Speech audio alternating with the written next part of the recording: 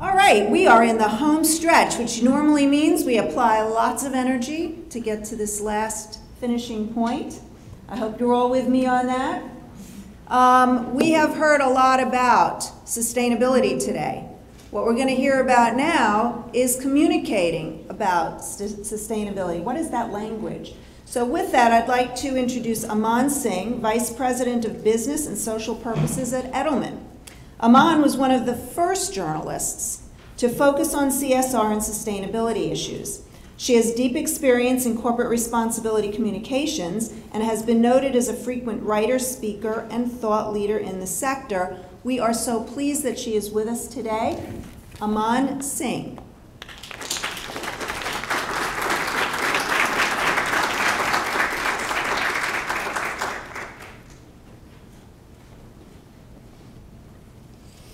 Okay, I am very conscious that I am what's between you and lunch, or you and another meeting, or you and real work. So I will keep this quick and moving, and obviously keep as much time as I can for questions, which I think is the meat of this. So thank you to Luana and team for considering me to end what has been a really brilliant set of conversations, I think, today, touching on a lot of different topics in a short span of time. I also want to start with a disclaimer. I'm here in lieu of Freya Williams, who is my boss and the original invitee for this. She has been working in the sustainability field from a communication standpoint for I would say close to 2 decades.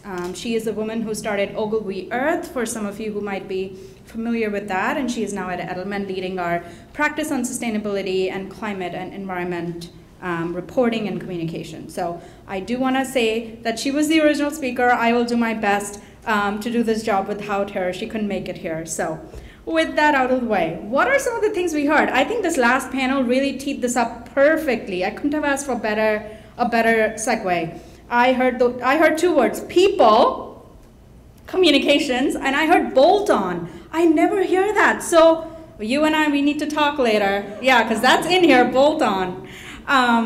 Okay, so we're going to start with the video. I had a sense that we weren't going to do any videos today because I've heard about the firewall here. So thank you to the technology people. Thank you to Luana for making this work. This is kind of a big deal that we're going to be able to see a video next. So we're going to spend a couple minutes on video. I want to use the video to set the stage for what we're going to talk about. But as you see the video, I want you guys to think about one thing.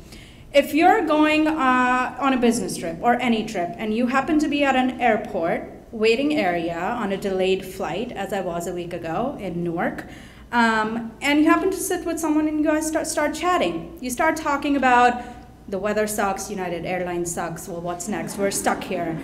And you start trading, well, what do you do? And think about how you would explain that being CSR and sustainability professionals in less than 60 seconds. To a complete stranger, how would you explain to them what you do every day for anywhere from 8 to 20 hours a day? So with that, video. You are a good person. You spend time with your family. You work out at the gym. You conserve water while showering. You like nice clothes. You give to charity. You recycle. You drive a Prius, but you use your bike when you can. You enjoy the occasional distraction at work, and you always send a card on Mother's Day. Always. But there's a part of you that tells yourself that you're not so good, that you could be doing more, that the world is falling apart at the seams and all you've been doing is yoga. One day you see that the rainforest is being destroyed at a staggering rate of 32 million acres a year. That's the equivalent of 1 football field every 78 seconds. You feel bad, angry, guilty. You've been apathetic for too long. You want to do something about it. You must do something about it. Well, this is what you're not going to do. You're not going to quit your job, leave your family, get on the next flight to Nicaragua, take a bus to the edge of the jungle, then hoof it across rivers, lakes, and streams on a quest to the very heart of the rainforest. Take me to the heart of the rainforest. You're getting closer. You're almost there. You have arrived. You're not going to ingratiate yourself with the local tribesmen, go to great lengths to earn their respect and trust. No. It is around now you realize you're living out the cliché gringo fantasy of becoming an honorary native and leading the resistant forces. But screw it. If they could do it, so can you. I'm gonna save you! This guy comes over here, I'm gonna do this, I'm gonna pull that thing, that's right from right over here. You're not going to coordinate and occupy the rainforest movement. Realize it's hopeless, summon the power of the gods, lead a revolution against the deforesters and their multinational employers in an apocalyptic, once-and-for-all battle to save humanity, only to awaken 2 days later in an El Salvadorian hospital with 2 toes missing on your left foot. Hobble out of Central America, up through Mexico, across the Sierra Madre, where you break down, have your first cigarette in 4 years, accidentally start a wildfire, killing off the endangered species that once served as your occupational distraction, finally make it back home, only to find you've been replaced at work by a guy named TJ, and that things at home are not what they used to be.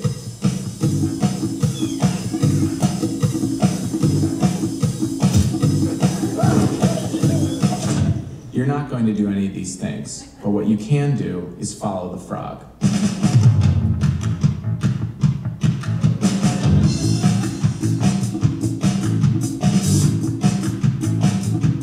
Buying Rainforest Alliance certified products ensures the future of our rainforests, so that you don't have to do the things you shouldn't do anyway.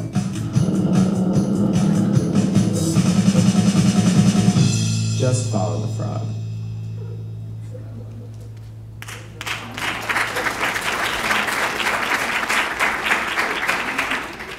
Good one, huh? So knowing most of us are not going to go to that length, what can we do in our everyday jobs to communicate better, to support everything we know we need to do in a way that's easy, relatable, relevant, and is actually moving the needle? So I had to start with some data points because now I'm at Edelman. We invest a lot of money and time and resources in our research. It's a great way to start any project we work on because it level sets and gives us a reality check before we go any deep into it. So quick stats here. Some of these were referenced actually during the day, so I'm going to go through them quickly. I mean, around the world, companies are moving from operations to strategy. That was mentioned by one of the speakers. There's data there. That's 2014, 13, and 12 of Edelman surveys. You can see where the trajectory is going. Bold on. Who had said bold on? Sustainability is moving from outside to inside and front and center and core. Used to be CSR-led, starting to be more CEO-led. We all know and have probably heard Paul Pullman speak about this at one venue, if not 20, right? We need more Paul Pullmans. That's the idea here. But we can see that when it's led from the top with the right stakeholder engagement and employee engagement, it actually starts to have a ripple effect. From siloed to integrated, from compliance to innovation. Of course, compliance will always be part of the equation, but what changes these programs is where they start. Competition to collaboration. Today we heard Walmart and Target came together to talk about some of the things that we would never expect them to. Let's call it pre-competitive collaboration. Let's call it whatever we want. Let's do it, right? Internally focused to leveraging scale. Scale is Freya's favorite topic, and I really give her kudos for pushing this for the last 2 decades through the communication world, because as communication professionals, we forget very quickly that scale is really critical to everything we do. So how do we go from niche to mainstream? And it's starting to happen. Again, some of this was referenced by earlier speakers. 43% of executives are seeking to align sustainability with overall business goals, missions, or values. Having a hard time seeing the slide, so I'm going to actually try and move if I can. Can I grab this mic? It's not going to move, I don't think. It's not going to move. Okay, maybe I'll stand here. And you can see these are, again, trended over 4 years. Alignment, reputation, cost cutting. Cost cutting has gone down. That's where we started, but we're moving to reputation. Even better, we're moving to alignment. Again, from the investor standpoint, there were some really good questions in the room about the investor's role. Val and Trevor spoke really articulately about the whole case for it, how it's a small piece right now, but they're seeing significant value and opportunity there. All the research is pointing in the right direction. 18% higher return on equity, 25% higher stock value. When I was at CSR Wire till last year, University of California did a survey on all the content on CSR Wire for the last 12 years, and measured the impact of a press release related to CSR and sustainability topics on the company's stock price in the next 72 hours. And they found that there was anywhere between 2 and 3% uptick between the two. So we're increasingly starting to sit on a lot of real data and research that is starting to make the connections that have been anecdotal for a long time. So where do we go from here? We know what we need to do. The right connections are there. We're starting to see buy-in across levels within companies. So where do we go from here? This is where we need to start. One of the speakers mentioned Patagonia. There's going to be Patagonia in a few of these slides, so apologies for that. But we're looking for better examples, and in the absence of those, we're kind of stuck on Patagonia and Unilever, so apologies for that. But really, at Edelman, we're starting to talk about with our clients, not what do you want to say, but what do you want to own, so that you can actually back that up with incredible, authentic, and transparent data and stories. So do you want to be an activist? Do you want to be where Ben and Jerry started? They have a cause, they are outspoken, they have a point of view, they will share it. Do you want to be an advocate, like Howard Schultz at Starbucks? Do we want to do it with our board and our shareholders? And then, do you want to just respond? Do you want to be the reactors? Do you want to be the companies in the space that will react to trends and mention what they might be able to do, but not go all the way to the left? And this is really emblematic of what I just said. You know, the sands are starting to shift. It's happening in real time. This is not something that's going to happen after we're all dead.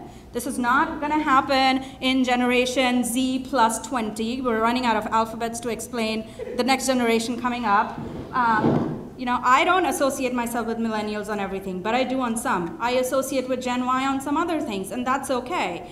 Point being, this is happening in real time, so that excuse of show me where it worked, or let's pilot this, not working anymore because we have enough examples to do this right. So, you know, I'm not going to go into details again because I'm conscious of time, but, you know, McDonald's, Chipotle, New York Times, Twitter, the way we consume communications, the way we consume media, the way we talk with our stakeholders, rights holders, consumers, employees, call them whatever you want again in the terminology jungle. You know, the methods are changing. It's real time. I've been tweeting from this conference all morning. Not a lot of people have been, and that's fine. You should be concentrating on what the speakers are saying, not tweeting. Totally get it. But people are responding to my tweets and asking me more questions, which it would be awesome if we had more time, and then we could have a conversation with the speakers on. The idea here, the conversation is happening in real time, whether you like it or not, whether you're present or not. So it's no longer about, do I need to be on Twitter, or do I need to be on Facebook, or am I okay with being on the business section of New York Times every few quarters when there's a story? It's about having a strategy where you're everywhere at the right place with a strategy and the right level of engagement, right?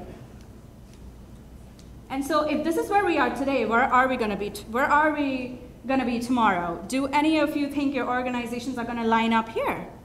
Are you guys starting to think about this from a perspective of what is our business going to be in 50 years? It goes back to resilience in supply chain.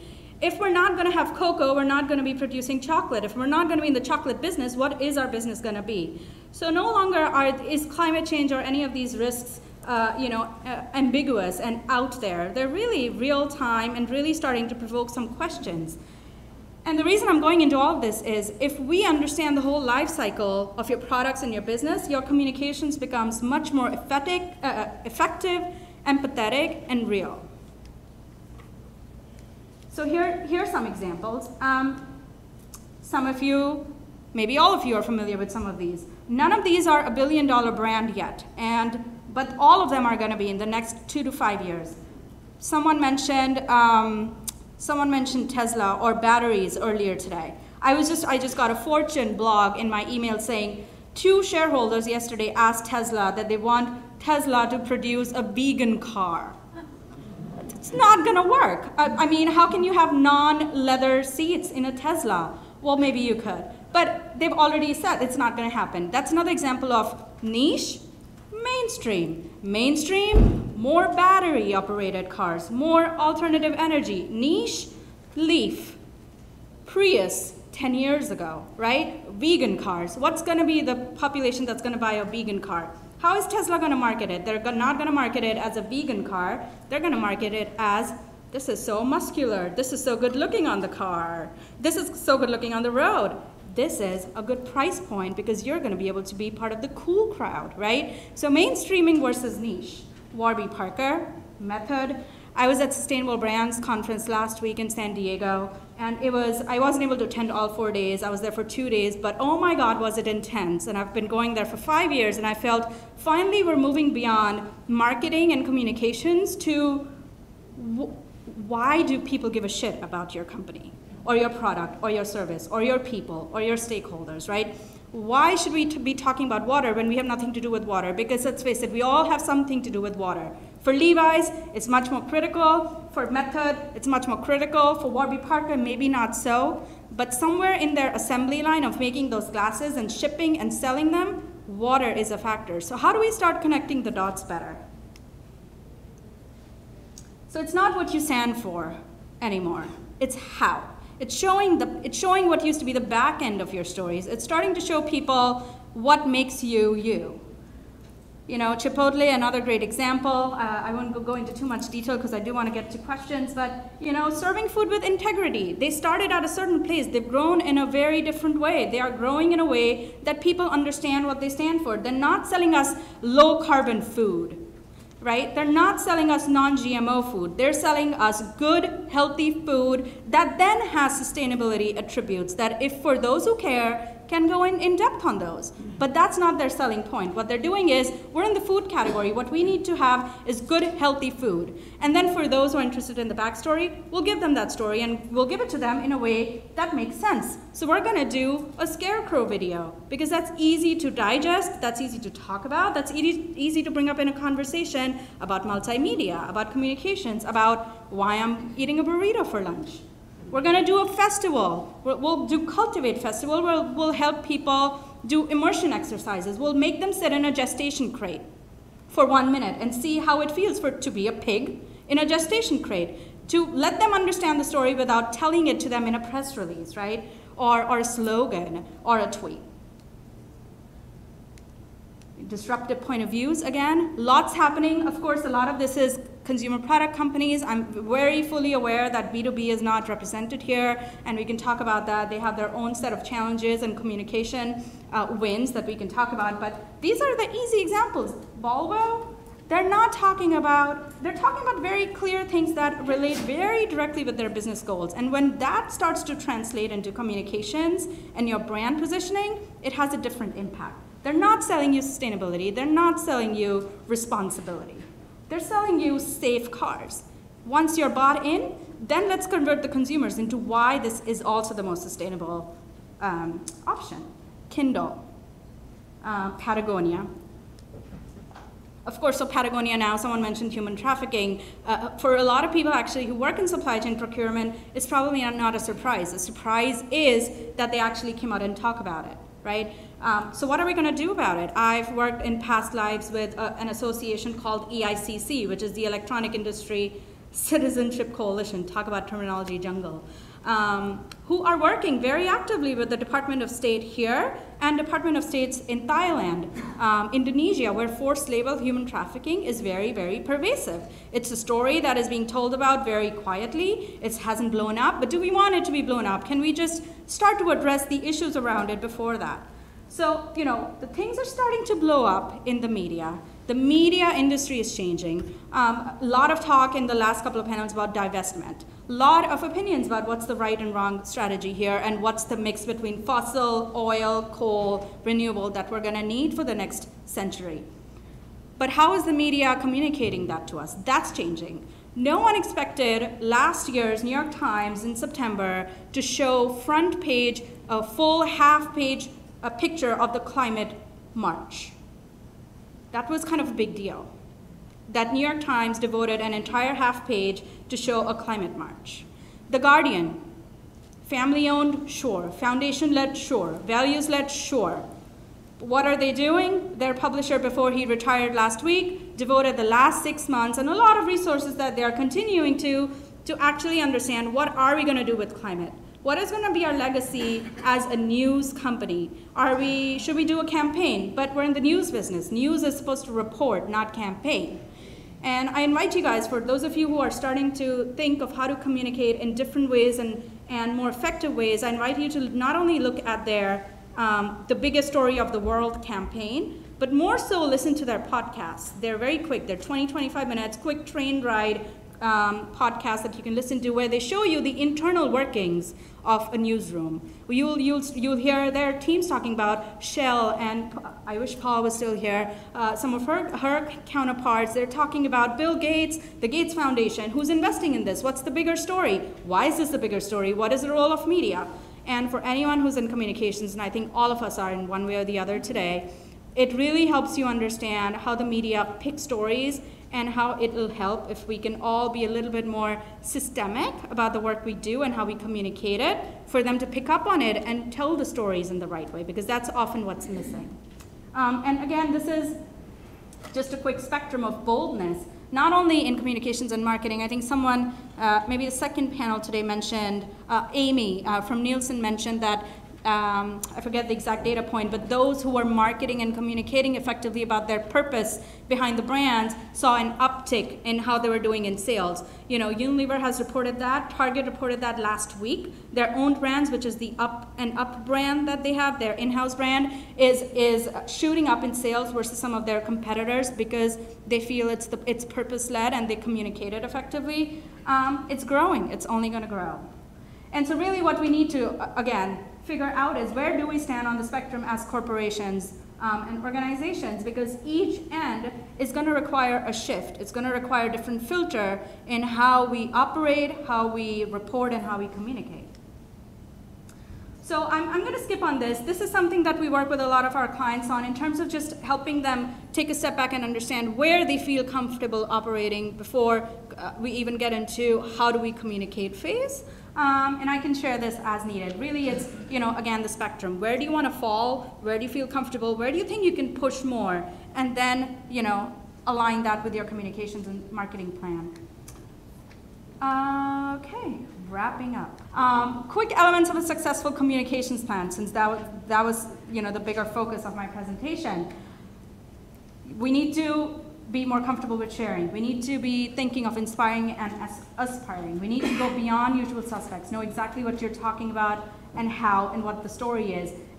But you really need to start with the big ideas. And most importantly, this goes back to the Tesla example, the Chipotle example, Patagonia example, you name it. We need to make it personal. We need to make it easy to understand. That goes back to your assignment. How do you explain what you do to a complete stranger in less than 60 seconds? I haven't been able to do that. I work in CSR and sustainability, but you work at Edelman, yes, but et cetera, you know how it goes, right? Make it normal, easy to understand, make it modern. We know why Tesla sells. It's cool, it's innovative, it appeals to the ego inside us, right? Lose the labels, lose the crunch, organic, non-GMO, important for a very small population, make it good food, and then flow from there.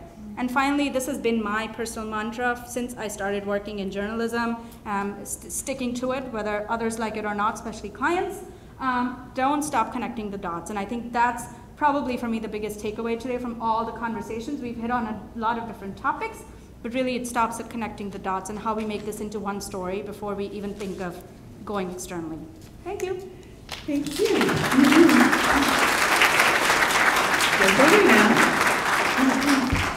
There are several questions, and I'm just going to kind of mash them all together, and you can pick and choose how you wrap up. I'm take my notes so I can take. Please grab. Okay. Just speaking to how you connect the dots, something that came up as we were planning this program is the necessity of having back-end systems to justify what you're saying to the public about your sustainability. And if you can't go into your systems and find data, you know, how can you speak to the public? So I wonder if you could speak to that. Other questions coming from our audience: what's the role of the corporate foundation? I guess that would be in communications. When the corporate purpose is, can't quite read this all, aligned with the corporate community and environmental engagement. And then another question is, how your work might relate to what's going on at the UN and the formulation of the Sustainable Development Goals. So connecting the dots, the UN Sustainable Development Goals, and the role of corporate foundations. Awesome, thank you. So the first question was about the issues and how do we actually talk about it effectively with the public. And if I had more time, I would show you some examples that are starting to show of things done effectively versus, versus as a one-off or a stint. Virgin America has been doing some ads around the 99% and the 1% and connecting it with the big question that we talked about. Pam, I think, mentioned it early on about living wage, fair wage. For those of us who love talking about this stuff, there are 12 definitions of a living wage. And so if your supply chain touches 120 countries, what does that mean for you from an operating standpoint, and what's fair for one culture and what's not fair for others, and then the local laws? How do you communicate that to the public? Again, going back to those principles of making it simple and normal, bring it back home. So if you're communicating it to a US audience, 99% and 1% is pretty ingrained in all of our brains, right, since Occupy. And the whole thing blew up about executive compensation. Let's find those connections and talk about the issue in a very mainstream manner. So I recommend whoever asks the question, if you want to look up Virgin America, see their ads, they're very quick, short videos, and they bring in their flight hostesses to talk about this. They talk about their international scale, and they talk about the living wage piece there.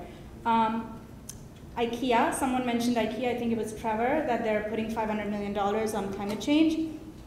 Look at their ads. I'm an IKEA consumer, and I go to their stores, and I'm not looking for green leaves and communication about climate change on the walls. What I'm looking for is eco, safe costs. It will last for 10 years, and here's why you should buy it. And they have it very effectively splashed on their walls. It's almost not noticeable unless you're looking at the walls as you go through an IKEA store, and it kind of surrounds you. And it's even in the simple, again, it's in the simple videos, it's in the simple engagements. It's beyond IKEA going to, Davos, which is a very elite conference to a very specific set of senior leaderships. It's more to the public, how are we going to communicate this in a way that they understand? It's putting their bulbs in a very simple way next to a table and a desk, and then just putting the labeling that they have over there behind the light bulbs that they now send. It's also taking time to kind of communicate the fact that we're just not going to sell anything that's not LED, which they did a few years ago. It's that we're going to cover all our shops with solar panels on the roof. Those things start to become visual, and then you don't need to really send out a press release to connect with the public. So it's really thinking through what you're doing for, again, connecting the dots on how to do it effectively, and then connecting it with the issues. There was a question about the SDGs and corporate foundations. That's a tough one for me. Not the SDGs, because I really like the SDGs. I'm very excited that for the first time the private sector is being told, you need to be on this table, people. You're the big kids. We cannot do this without you. And you cannot do this without us. You won't have a business in 50 years if you don't comply with this. So let's join and let's have a good conversation, pre-competitive, and figure out how to do this. 17 goals, 146 targets. Yes, I hear that that's a barrier for a lot of people, but I think that's something you can just kind of almost put in the back of your mind. Once you look at the Sustainable Development Goals, there's at least 5 of them that I would say are materially impactful for any business, regardless of what industry you're in, and you go from there. Corporate foundations, that's a tough one. If there's anyone here who works in a foundation or with foundations, I'd love to hear your answer on that. I, in my career, have worked more with the corporates and some nonprofits, but not so much foundations. So I don't think I'm qualified to say that, except that I think corporate foundations sit on a lot of stories and data that can actually back up what corporate communications is trying to do. So just talking to them. A few years ago, I was on a panel with Tupperware, and they asked me, who would you recommend should be your best friend to accomplish your communication goals in CSR and sustainability? And that time I said, you need to become best friends with your CFO and your investor relations, because that's where they're going to start hearing inquiries. And so it's really good to hear today, 51% of shareholder resolutions last year were ESG related. Communications people really need to be best friends with those people, because IR can help them break down what does this really mean and how they communicate it. So same principle, I think, for foundations. Great. Well, let's give it up for Lon Singh. Thank you so much.